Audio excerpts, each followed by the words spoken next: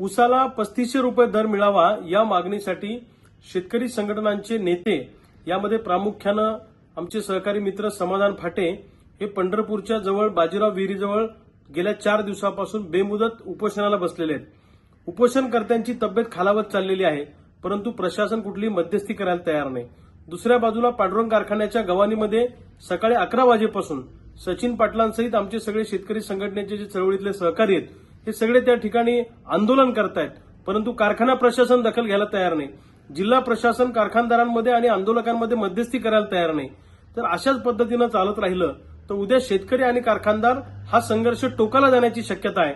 जर कारखानदार किंवा जिल्हा प्रशासन संगनमत करून जर का आंदोलन मोडून काढण्याचा प्रयत्न करणार असेल तर हे आम्ही कदापि खपून घेणार नाही।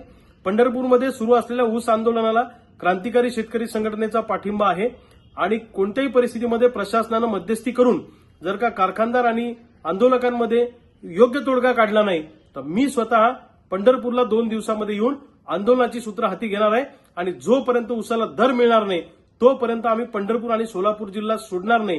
मी महाराष्ट्रातल्या तमाम शेतकरी नेत्यांना विनंती करतो की सगळेजण आता पंढरपूरच्या दिशेने जाऊयात आणि या कारखानदारांची मस्ती उतरवू आणि या प्रशासनाच्या आणि सरकारची मस्ती उतरवल्याशिवाय आम्ही थांबणार नाही। या निर्धारानं जशी ताकद आपण नागपूरला सगळ्यांनी दाखवली तशी ताकद एकदा आपण पंढरपूर आणि सोलापूर जिल्ह्यातल्या या ऊस कारखान्यांना दाखवू आणि या कारखानदारांना आलेली मस्ती सगळेजण आता उतरवून दाखवू। ताबडतोब प्रशासनानं आणि कारखानदारांनी मार्ग काढावा, अन्यथा आगडो मुसळल्याशिवाय राहणार नाही।